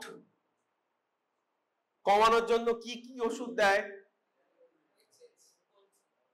কে বললি? অ্যালোপিরিনল। তিতাস, তিতাস কই? কে তিতাস? কে? তুই অ্যালোপিরিনল বললি। অ্যালোপিরিনল কি? মাইগ্রেনে যেগুলো বললাম না, ব্যথার ওষুধ, non steroidal anti inflammatory drugs, acute গাউটের অ্যাটাক টার্মিনেট করে ওই ওষুধগুলোই, NSAIDs, non steroidal anti inflammatory drugs আর এনসেডস। কিন্তু গাউট একটা severe inflammatory condition, remember this, severe inflammatory condition, সমস্ত এনসেডের দ্বারা হবে না। আর প্যারাসিটামলের কোনো রোলই নেই অ্যাকিউট গাউটে। Paracetamol has no anti inflammatory effect, it's a simple analgesic. যে এনসেডের ক্লাস নিয়েছে বা নেবে তার এটা বলার কথা, ইটস আ সিম্পল অ্যানালজেসিক। এটা অনেক থিওরি আছে কেন ওটার ইনফ্ল্যামেশন কমায় না, বাট প্যারাসিটামলের কোনো রোল নেই অ্যাকিউট গাউটে, দিয়ে কিচ্ছু হবে না। অ্যাকিউট গাউটের ব্যথা কমাতে গেলে you have to give NSAIDs, non-steroidal anti-inflammatory drugs, that too very powerful ones. KK, indomethacin, naproxen, piroxicam, ইট্রোকক্সিন, এই চারটে মনে রাখবি। ডাইক্লোফেনাক, পাঁচটা, ঠিক আছে? ইন্ডোমিথাসিন, পাইরক্সিক্যাম, ন্যাপ্রক্সেন, ডাইক্লোফেনাক, ইট্রোকক্সিন, এই পাঁচটা হচ্ছে পোটেন্ট অ্যান্টি ইনফ্ল্যামেটরি এজেন্ট। ইট্রোকক্সিন অবশ্যই হাই ডোজে, লো ডোজে নয়, সবকটাই একটু হাইয়ার ডোজে দিতে হয়। এছাড়া there is a special drug that terminate an acute attack of migraine called colchicine. পড়েছে ক্লাসে? কলচিসিন। কলচিসিন কি করে কাজ করে? কারণ আমরা কি বললাম, অ্যাকিউট অ্যাটাক অফ গাউটে কি হয়, monosodium urate crystals get deposited in joint, তাই তো? and because of this monosodium urate crystals, inflammatory cells go there and cause inflammation leading to pain, swelling and other reactions. তাহলে মোনোসোডিয়াম urate crystal জমার জন্য কষ্টটা হচ্ছে না, হচ্ছে বডির reaction to that monosodium urate, তাই তো? আর বডির রিয়াকশনটা কি? Mainly inflammatory cells go there. Colchicine কি করে? কলচিসিন হচ্ছে ইনফ্ল্যামেটরি সেলের মাইগ্রেশনটাকে, main inflammatory cell, most important inflammatory cell কি আমাদের বডিতে, বল কোনটা? Macrophage is actually which type? Macrophage একটা মডিফাইড কি? WBC, neutrophil. WBC ও ভুল বললাম, neutrophil is the main inflammatory cell of our body, macrophage is a modified form only, ঠিক আছে? তো না, ম্যাক্রোফাজ হচ্ছে অ্যাকচুয়ালি মডিফাইড মোনোসাইট মনে হচ্ছে।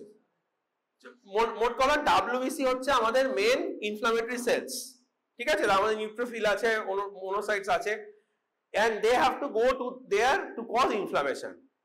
কলচিসিন কি করে? কলচিসিন ওর মাইগ্রেশনটাকে আটকে দেয়, ওই টোফায়ের আশেপাশে WBC বা আদার ইনফ্ল্যামেটরি সেলস যেতে পারে না। কেন পারে না? কারণ সেল মুভমেন্টের জন্য কি লাগে বল? সেল মুভমেন্টের জন্য কি লাগে? সেলের কোন part is responsible for movement of cell? microtubules and microfilaments, particularly microtubules, ঠিক আছে? এই যে এইগুলো হচ্ছে মাইক্রোটিবিউলস, সেলের ভেতরে একটা সেলের সাইটোস্কেলিটন তৈরি করে। আমাদের যে স্কেলিটন, আমাদের হাড়, সেলের একটা সাইটোস্কেলিটন থাকে ফর্ম বাই মাইক্রোটিবিউলস। একদম নিট পিজি কি বলছি, নিট ইউজিতে তোদের এগুলো পড়ে এসেছিল। সেলের কম্পোনেন্ট মনে রাখ, microtubules, microfilament. Microtubules they are responsible for movement of cell. Colchicine এই ইনফ্ল্যামেটরি সেলের মাইক্রোটিবিউলস গুলোকে ডিসরাপ্ট করে দেয়, এরকম ভেঙে চুরমার করে দেয়। তার ফলে কি হয়, সেলগুলো মুভ করতে পারে না। তাহলে ইনফ্ল্যামেটরি সেল যদি ওখানে না যেতে পারে, acute attack of migraine gets terminated. বুঝতে পেরেছিস? এইভাবে কলচিসিন কাজ করে। কলচিসিনের একটা খুব ইম্পর্টেন্ট সাইড এফেক্ট আছে। আগে আমাদের প্রেসক্রিপশন লিখতে হতো গাউটের, তোদের এখন প্রেসক্রিপশনটা আর সেভাবে পরীক্ষা অতটা, prescription writing is there but এক্সামে অতটা আসে না। কিন্তু আমাদের আগে এমবি এক্সামে বা যে কোনো সেমিস্টারে প্রেসক্রিপশন রাইটিং ওয়াজ মাস্ট, একটা প্রেসক্রিপশন দেওয়া হবে। আর তার মধ্যে gout was very common, acute gout অ্যাটাকের প্রেসক্রিপশন। সেখানে আমাদের কলচিসিন লিখতে হতো। কলচিসিনের একটা ব্যাপার কি, হাই ডোজে দিতে হয় অ্যাকিউট গাউটে, অনেকগুলো ট্যাবলেট একসাথে দিতে হয় এবং দিয়ে যেতে হয় কিছুক্ষণ পর পর, যতক্ষণ না অ্যাকিউট অ্যাটাক টার্মিনেট করে। বুঝলি? কিন্তু আমাদের প্রেসক্রিপশন লেখা থাকতো আইদার অ্যাকিউট অ্যাটাক টার্মিনেটস দিয়ে যেতে হবে, either till acute attack terminates or diarrhoea develops. তার মানে diarrhoea is a very common side effect and a very severe side effect of colchicine. একবার যদি ডায়রিয়া ডেভেলপ করে যায়, তখন তো কলচিসিন ট্রিটমেন্ট বন্ধ করতে হবে, অ্যাকিউট অ্যাটাক যদি সাবসাইড নাও করে থাকে। ক্লিয়ার?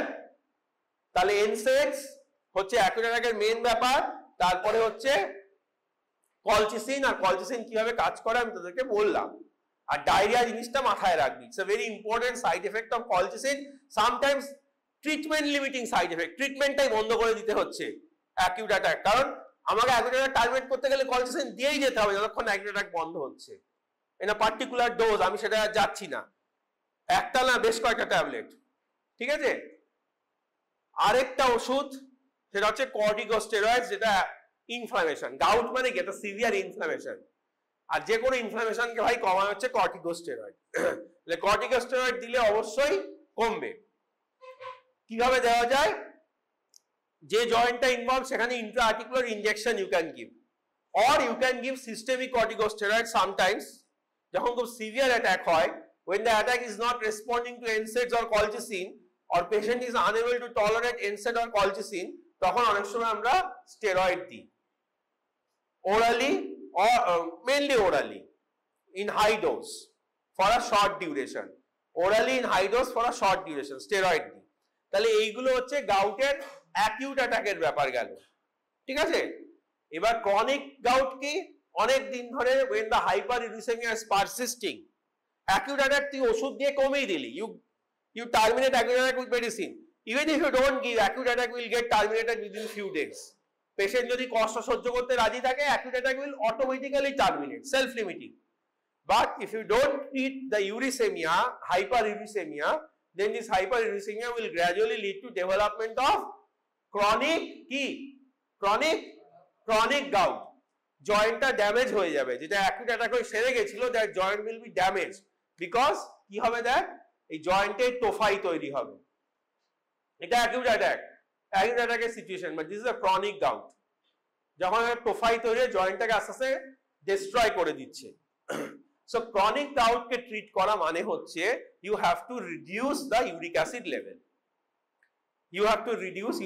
লেভেল, শাহনওয়াজ বল, আমার শরীরে ইউরিক অ্যাসিড বেশি, আমাকে ছেড়ে দাও, আমি রুগী হতে চাই না। কারোর একটা শরীরে ধর ইউরিক অ্যাসিড বেশি, আমি ইউরিক অ্যাসিডটা কমাবো কি করে?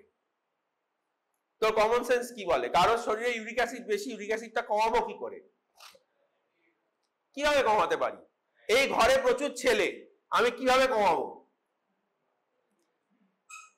হ্যাঁ, ধর এই ঘরে প্রচুর ছেলে, এখানে একটা দরজা আছে, আরো ঢুকছে, আরো বাড়ছে, অল্প করে বেরোচ্ছে, বেশি করে ঢুকছে আরো, আমি ম্যানেজ করবো কি করে ঘরটাকে? কি করব? হয় এখানে ঢোকাটা কমাবো, আর নইলে ওই দরজাটা ভেঙে বড় করে আর বেশি বেশি করে বার করে দেবো। তাহলে আমার কাছে দুটো উপায় আছে, একটা হচ্ছে প্রোডাকশন অফ ইউরিক অ্যাসিড কমিয়ে দিই, আরেকটা হচ্ছে excretion or elimination from the body বাড়িয়ে দিই। তাহলে প্রোডাকশন অফ ইউরিক অ্যাসিড যারা কমায় তারা কারা? প্রোডাকশন অফ ইউরিক অ্যাসিড কমায় হচ্ছে xanthine oxidase inhibitors, very important. xanthine oxidase inhibitors, যেটাকে সিনথেসিস ইনহিবিটরস বলে, ঠিক আছে? xanthine oxidase inhibitors, xanthine oxidase হচ্ছে একটা enzyme or rate limiting enzyme in purine metabolism. Purine, এই দেখ পিউরিন, পিউরিন থেকে হয় ইউরিক অ্যাসিড, তাই তো? And product of purine metabolism uric acid which is the excretory product. এই যে পিউরিন থেকে ইউরিক অ্যাসিড তৈরি হয়, এখানে xanthine oxidase enzyme is involved. Now if I want to reduce uric acid synthesis in body, I can block this xanthine oxidase, and this xanthine oxidase can be blocked by two drugs. One is allopurinol and the other is febuxostat. And note, there are two steps. One is hypoxanthine to xanthine and then xanthine to uric acid. Both these steps require xanthine oxidase. So these drugs, allopurinol and febuxostat, block both these steps. Hypoxanthine থেকে xanthine, xanthine থেকে uric acid. ঠিক আছে? আরেকটা জিনিস এখানে আছে, allopurinol is the first drug, it is the drug of choice for chronic gout. Allopurinol কি হয়? It is allopurinol itself is metabolized to alloxanthine. এই alloxanthine টা কি হয়? Alloxanthine has a long half life. allopurinol এর half life শুধু 2 ঘন্টা, কিন্তু alloxanthine এর হাফ লাইফ হচ্ছে 24 ঘন্টা। ঠিক আছে? allopurinol হচ্ছে কম্পিটিটিভ ইনহিবিটর আর alloxanthine হচ্ছে নন কম্পিটিটিভ ইনহিবিটর। তার মানে alloxanthine can cause much better inhibition of enzyme, কি এনজাইম? তুই বল কি এনজাইম? xanthine, তুই কি এনজাইম? xanthine oxidase। তাহলে alloxanthine can cause much better inhibition of xanthine। এই যে ইনফরমেশনটা যে allopurinol থেকে alloxanthine হয়, এইটা খুব ইম্পর্টেন্ট। কেন কি আগে অনেক বছর আগে allopurinol, আমি তোদের বলি, দিনে 3 বার করে দেওয়া হতো। Proper standard dose of allopurinol হচ্ছে সারাদিনে 300 milligram. when you have a significant hyperuricemia, হালকা নয়, significant hyperuricemia, সারাদিনে 300। আগে যেহেতু হাফ লাইফটা কম, 2 ঘন্টা, মনে করা হতো allopurinol বারে বারে দিতে হবে, তাহলে কাজটা ভালো হবে, তাই 3 বার দেওয়া হতো। but gradually when this concept developed যে allopurinol forms a metabolite that acts for long time, তখন কিন্তু এই TDS থেকে thrice daily থেকে ওটাকে OD করে দেওয়া হলো। এখন কিন্তু allopurinol এর ডোজ কোথাও 100 TDS লেখা থাকে না, 300 OD সব জায়গায় লেখা থাকে। আনফরচুনেটলি পুরো এখন তো allopurinol আমাদের জেনারেশনের লোকেরা কোটা লেখে না। We are more accustomed to writing febuxostat, second ওষুধটা। febuxostat এর উপরে দুটো জিনিস আরো এসে গেছে, সেটা এই থিওরি ক্লাসে ডিসকাস করার দরকার নেই। নতুন এসছে, এমআররা এখন সবে ওটাকে মার্কেটিং করছে। কিন্তু মেন ব্যাপারটা হচ্ছে যে এই যে alloxanthine কনসেপ্টটা আসার সত্ত্বেও এখনো পুরনো ডাক্তার অনেকে দিনে 3 বার করে allopurinol লেখে। allopurinol কিন্তু পুরনো ডাক্তাররা ভীষণ কমনলি ইউজ করতো, জাইলোরিক নামে বিক্রি হয়।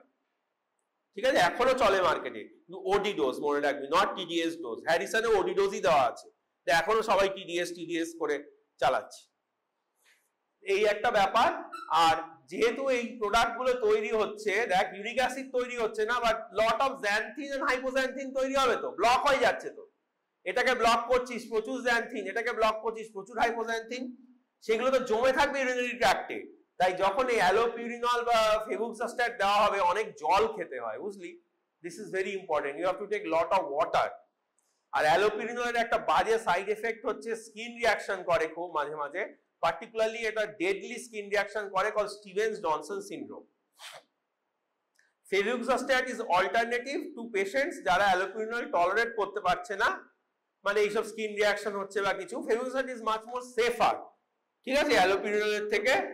আর in renal insufficiency febuxostat can be used, যেখানে allopurinol এর ডোজ নিয়ে প্রবলেম হয়। allopurinol dose has to be modified in renal insufficiency, তো febuxostat আমরা সবাইকে মোটামুটি একই ডোজে দিতে পারি, 40 to 80। সেই জন্য febuxostat এখন মাচ মোর কমনলি ইউজড। এদের একটা ইনহিবিশন করে 6 মার্কাপটোপিরিন অ্যালোথায়োপিন মেটাবলিজমকে এরা দুজনেই ইনহিবিট করে। তাহলে একটা তোদের বললাম হচ্ছে আমরা প্রোডাকশন কমাচ্ছি, এখানে ছেলে ঢোকা কমাচ্ছি ঘরটাকে ফাঁকা করার জন্য, আরেকটা হচ্ছে ছেলে দরজা ভেঙে বড় করে বেশি করে বার করে দিচ্ছি। তাহলে সেকেন্ড হচ্ছে ইউরিক অ্যাসিড শরীর থেকে আমি তাড়িয়ে দিচ্ছি বেশি বেশি করে। যে ওষুধগুলো ইউরিক অ্যাসিডকে বার করে দেয় সেগুলোকে বলে ইউরিকোসুরিক ড্রাগস। ইউরিন দিয়ে বেশি ইউরিক অ্যাসিড বার করে দিচ্ছে, ইউরিকোসুরিক ড্রাগস, মনে থাকবে। ইউরিকোসুরিক ড্রাগস খুব বেশি ইউজ হয় না এই গাউটে, ক্রনিক গাউট মানে ক্রনিক হাইপার ইউরিসেমিয়াতে আমরা এটাই ইউজ করি। এটা একটা অদ্ভুত ফ্যালাসি দেখ, শরীরে হাইপার ইউরিসেমিয়া, তুই স্বপ্ননীলের জায়গাটা নিস না, তুই স্বপ্ননীল হয়ে যাচ্ছিস। তোর নাম কি জানো? ভুলে যায়, অনেকবার জিজ্ঞেস করেছি ওকে। শুভ্রকমল, স্বপ্নকমল নাম দিতে হবে তোর, সামনে বসে ঘুমিয়ে পড়ে, ঠিক আছে? স্বপ্ননীল আর স্বপ্নকমল, স্বপ্ননীল আজকে জেগে। একটা অদ্ভুত ফ্যালাসি দেখ, শরীরে ইউরিক অ্যাসিড বেশি কেন বাড়ে আমি বললাম। ইউরিক অ্যাসিড শরীরে বেশি বাড়ে কেন? পিউরিন মেটাবলিজম দেখ, পিউরিন থেকে ইউরিক অ্যাসিড আসে ঠিক আছে, ইউরিক অ্যাসিড বাড়ার দুটোই কারণ হতে পারে। ওই ঘরের কনসেপ্টটা দিয়ে ভাব, বেশি বেরোতে পারছে না, যেরকম বেরোনো উচিত বেরোতে পারছে না, বা বেশি তৈরি হয়ে যাচ্ছে। Make it clear, hyperuricaemia always most of the time occurs because মানে এইসব পেশেন্টদের ক্ষেত্রে এক্সক্রিশন হতে পারছে না বলে। আমি কারণগুলোই যাচ্ছি না, ব্রডলি হাইপারইউরিসেমিয়ার কারণ হচ্ছে ইউরিক অ্যাসিড শরীর থেকে বেরোতে পারছে না।